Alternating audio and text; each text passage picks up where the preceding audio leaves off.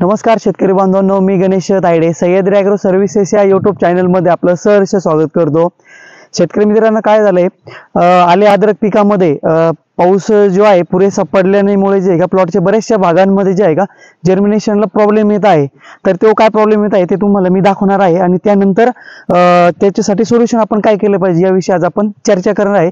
त्याआधी तुम्ही जर चॅनलला नवीन असाल तर चॅनलला सबस्क्राईब करायला विसरू नका आणि बेल आयकॉन दाबायला विसरू नका।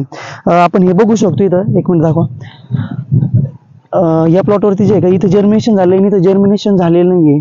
तर आता इथं बघू शकतो कोंब निघालेला आहे, इकडे पण कोंब चांगल्या प्रकारे निघतोय। हे बघा, इथे पण कोंब निघतोय, पण जे जर्मिनेशन जे आपल्याला फास्ट मध्ये व्हायला पाहिजे तर ते होत नाहीये। तर त्यासाठी जे आहे का आज एक 2 ते 3 औषधी सांगणार आहे। समजा शेड्यूल मध्ये ते 4-4 दिवसाच्या अंतराने आपल्याला त्याच्यामध्ये आपल्याला ड्रिप इरिगेशन थ्रू किंवा मग आपण त्याला ड्रिंचिंग थ्रू पण आपण त्याचा वापर करू शकतो। तर सर्वप्रथम आपल्याला 1 एकर क्षेत्रासाठी बावस्कर टेक्नॉलॉजीचे जर्मिनेटर ते आपल्याला 200 लिटर साठी, आपल्या 200 लिटर पाण्यासाठी आपल्याला 2 लिटर घ्यायचं आहे। त्यासोबत आपल्याला जे आहे का 24-10-10 एक साधारणपणे 1 एकर क्षेत्रासाठी आपल्याला त्याला 2.5 किलो पर्यंत आपल्याला ते घ्यायचं आहे। त्याची आपण अळवणी करू शकतो किंवा मग तुमच्याकडे जर सोर्स असेल तर ठिबकद्वारे पण आपण त्याला देऊ शकतो। ते झाल्यानंतर आपल्याला चांगल्या कंपनीचे सीवीड जेल जे असतं समजा ते आपल्याला एक साधारणपणे 500 ग्रॅम घ्यायचं आहे। त्यासोबत आपल्याला IBA 5 ग्रॅम ते घ्यायचं आहे आणि त्यासोबत आपण कुठलं एखादं बुरशीनाशक घेऊ शकतो। त्यामध्ये आपलं साप असेल किंवा मग कार्बेंडेन्झाइम बेंकोझेब ते पण चालेल किंवा मग 22 टीन आपण घेऊ शकतो किंवा थायफोनाइट मिथाइल घेऊ शकतो। तर ते आपल्याला 200 लिटर पाण्यामध्ये घेऊन ते आपल्याला ड्रिपने सोडायचं आहे किंवा मग आपल्याला त्याला ड्रिचिंग करायची आहे। त्यानंतर शेतकरी मित्रांनो, बऱ्याच ठिकाणी काय झालंय, प्रॉब्लेम आलेला आहे, पाऊस पुरेसा पडल्याने जमिनीमध्ये हिटिंग असल्यामुळे बरेचशा शेतकऱ्यांचे जे कंद आहे का ते खराब झालेले आहे। त्यांना उकळून जर बघितलं तर ते असे नरम झाले आहे, पचपच आपण जे म्हणतो समजा असे ओले, तर ते झालेले आहे। तर तसा प्रॉब्लेम जर तुमच्या प्लॉटमध्ये जर जाणवत असेल तर तुम्हाला 1 एकर क्षेत्रासाठी आपल्याला स्लेअर प्रो घ्यायचे आहे 1 लिटर आणि त्यामध्ये आपल्याला बुरशीनाशक घ्यायचं आहे। बुरशीनाशक मध्ये आपण त्याला मेटलॅक्झिल पण घेऊ शकतो, जसं मेटलॅक्झिल 35% मध्ये जेव्हा असतं तर ते घेऊ शकतो आपण। जर आपल्याला प्लॉटमध्ये जर प्रॉब्लेम वाटतच असेल तर आपण रासायनिक मध्ये केमिकल मध्ये आपण हा डोस घेऊ शकतो किंवा आपल्याला जर जैविक मध्ये जर करायचं तर आपण 1 एकर क्षेत्रासाठी ट्रायकोडर्मा, सुडोमोनस आणि त्यासोबत मायक्रोरायझा हे आपण ड्रिपद्वारे सोडू शकतो किंवा ड्रिंचिंग आपण त्याची करू शकतो। फक्त करत असताना ट्रायकोडर्मा, सुडोमोनस आणि मायक्रोरायझा हे जे तिन्ही जे बॅक्टेरिया आहे, जैविक जे बॅक्टेरिया म्हणतो आपण त्याला, तर त्यांची आपल्याला स्लरी नाही बनवायची आहे। रेडी फॉर्म मध्ये जेव्हा आपण आणतो तर ते डायरेक्टली मिक्स करून आपण ते सोबत आपल्याला मिक्स करून आपल्याला 200 लिटर पाण्यामध्ये ते द्यायचं आहे। त्यासोबत आपण एक साधारणपणे 500 ग्रॅम पर्यंत, अर्धा किलो पर्यंत आपण दही घेऊ शकतो।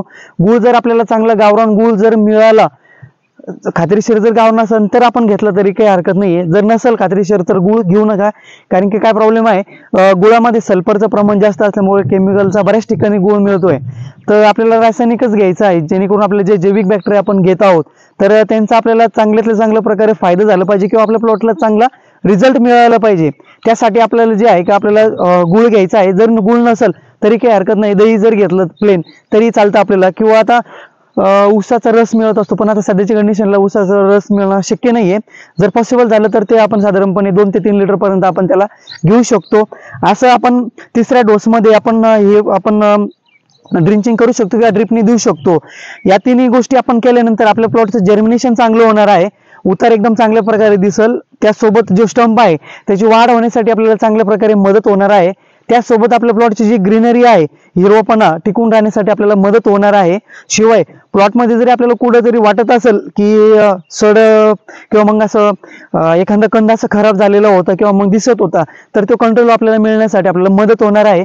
शेतकरी मित्रांनो, आपण या व्हिडिओमध्ये 3 प्रकारचे जे 3 स्लऱ्या सांगितले किंवा मग आपण 3 डोस सांगितले आहे ते आपण ड्रिपद्वारे पण करू शकतो किंवा मग आपण त्याची ड्रिंचिंग पण करू शकतो। हे केल्याने आपल्या प्लॉटचा चांगल्या प्रकारे जर्मिनेशन होणार आहे। उतार चांगलं झाल्यानंतर जे आपलं प्लॉटला जे प्रॉब्लेम येत असतो सडांचा किंवा मग चांगला उतार होत नाही, तर त्यासाठी एकदम चांगल्या प्रकारे आपल्याला फायदा होणार आहे. तुम्हालाही जर काही तुमच्या प्लॉटमध्ये अडचणी असेल तर तुम्ही कमेंट बॉक्समध्ये डिस्क्रिप्शनमध्ये लिंक दिलेली आहे, व्हॉट्सअप लिंक दिलेली आहे, आमची इंस्टाग्रामची पण लिंक दिलेली आहे आणि कमेंट बॉक्समध्ये तुमचा नंबर देऊ शकते किंवा आमचा नंबर दिलेला आहे, तर त्यावरती संपर्क करून जो प्रॉब्लेम आलेला आहे तो आपण सॉल्व्ह करू शकतो. काय झालं, आणखीन बऱ्याचशा भागामध्ये जे आल्याचं जे उतार आहे एक साधारणपणे 50 दिवसाचं ते 55 दिवसाच्या आसपास प्लॉट झालेला आहे. तर त्या प्लॉटचं पुढचं शेड्यूल आपण काय केलं पाहिजे, तर त्या पुढील आपण व्हिडिओमध्ये त्याविषयी चर्चा करणार आहोत. तुम्हाला जर व्हिडिओ आवडला असेल तर व्हिडिओला लाईक जरूर करा आणि व्हिडिओ शेअर करायला विसरू नका. धन्यवाद.